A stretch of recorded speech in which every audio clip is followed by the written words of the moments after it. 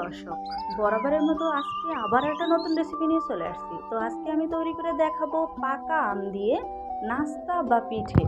এই পিঠেটা মেহমান আসলে বা নাস্তাটা মেহমান আসলে ঝটপট তৈরি করে দিতে পারবেন। এখন আম পাওয়া যায়, পাকা আম। তো আশা করি ভিডিওটা ভালো লাগবে। শুরুতে বলবো স্কিপ না করে সম্পূর্ণ ভিডিও দেখবেন। তো প্রথমে আমি এখানে নিচ্ছি 4টা পাকা আম। এই আমগুলো উপরে যেমন দেখতে হলুদ, ভিতরে একদম তার চেয়ে বেশি লাল। এই আমগুলো অনেক মিষ্টি। তো আমগুলো কিন্তু আমি একদম ধুয়ে পরিষ্কার করে নিয়েছি। এখন একটা পিলারের সাহায্যে এই আমগুলো আমি খোসা ছাড়িয়ে নেব।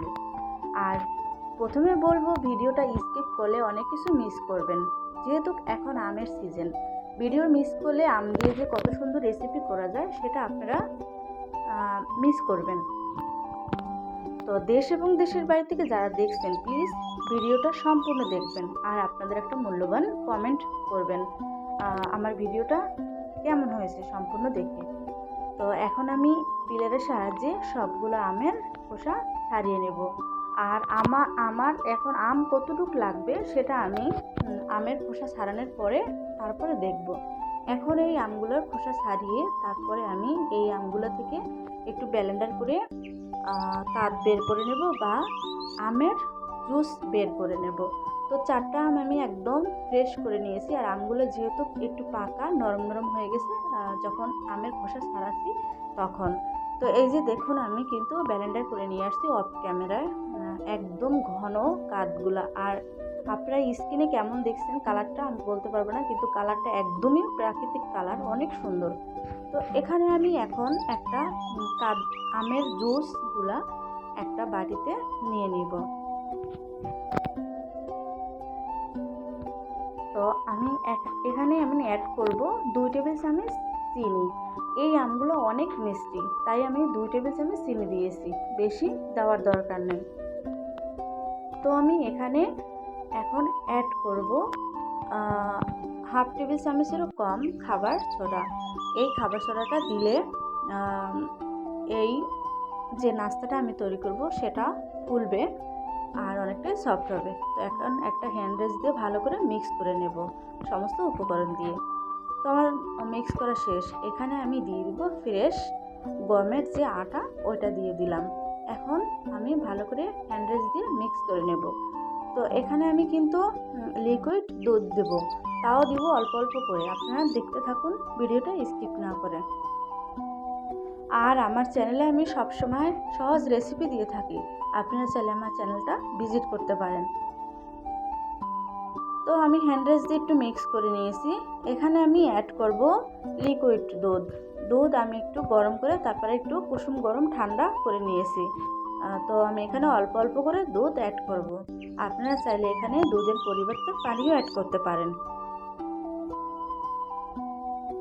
তো ভালো করে আমি মিক্স করে নেব, কোনো রকম যেন আমের লামসটা না থাকে।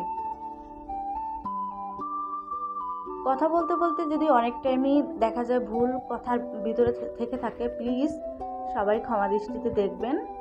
তো এখানে কিন্তু আমি আরও একটু দুধ দিয়েছি, আবারও ভালো করে মিক্স করে নেব। তো আমার কিন্তু এখানে আমি প্রায় মিক্স করা শেষ হয়ে গেছে। এখন আপনাদেরকে আমি দেখিয়ে দিব ঘনত্বটা। এখানে আমি আর কোনো রকম দুধ দেব না, একদম ঘনত্বটা আপনারা দেখলে তো বুঝতে পারবেন, এভাবে ঘনত্বটা থাকবে। তো এবার চলে যাব ভাজতে। একদম কম সময় ঝটপট এই নাস্তাটা বা পিঠেটা তৈরি করা যায় কম তেল দিয়ে। তো এখানে আমি একটা ফ্রাই প্যানে দিয়ে দিলাম 2 টেবিল চামচ রেগুলার রান্নার তেল। এই নাস্তাটা করতে বেশি তেল লাগে না, খুবই হেলদি একটা নাস্তা। অনেক টাইমে দেখা যায় বাচ্চারা পাকা আম খেতে চায় না, তখন এই রেসিপিটা বাচ্চাদের করে দিতে পারেন আর বাচ্চাদের টিফিনেও দিতে পারেন। তো আমি একটু ফ্রাই প্যানের ভিতরে ভালো করে একটু মানে সব দিকে তেলটা একটু লাগিয়ে দিলাম।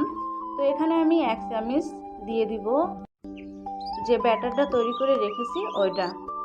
এই পর্যায়ে চুলের হিটটা একদম কমিয়ে রাখতে হবে, তা না হলে নিচ থেকে পুড়ে যাবে আর উপর থেকে হবে না, আর পুরোপুরি একটা গন্ধ আসবে। তো এখন ঢাকনা দিয়ে মাত্র 2 মিনিটের জন্য রেখে দেব।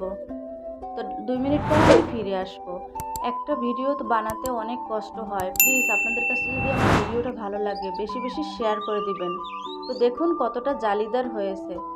এভাবে আপনারা ব্যাটারটা পারফেক্টভাবে তৈরি করলে নাস্তাটা জালি জালি হবে, দেখতে সুন্দর লাগবে।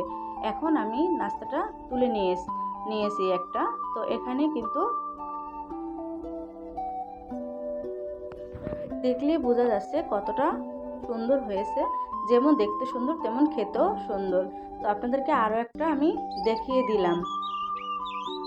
তো এভাবে আমি সবগুলা পিঠে বা নাস্তা ভেজে নেব। কত সুন্দর জালিদার, আর কালারটা একদমই প্রাকৃতিক কালার। তো আমার সবগুলো ভাজা শেষ। এবার আপনাদেরকে দেখিয়ে দিব কতটা সফট হয়েছে এই নাস্তাটা। আর খেতে কিন্তু ভীষণ মজা। আপনারা বাসায় একবার হলেও ট্রাই করবেন, যেহেতু আমের সিজন চলতেছে। তো এপাশ ওপাশ দেখুন একদম পারফেক্ট, কালারটা অনেক সুন্দর হয়েছে। আর কতটা সফট দেখলেই তো আপনারা বুঝতে পারতেছেন। তো সবাই ভালো থাকবেন, সুস্থ থাকবেন। আর আমার ভিডিওটা যদি ভালো লাগে ফ্রেন্ড অ্যান্ড ফ্যামিলিদের সাথে শেয়ার করে দিবেন। আর আপনারাও বাসায় এই রেসিপিটা তৈরি করবেন। এপাশ ওপাশ পুরোটাই জালিদার, সম্পূর্ণ দেখা যায়। তো সবাই ভালো থাকবেন। আল্লাহ হাফেজ।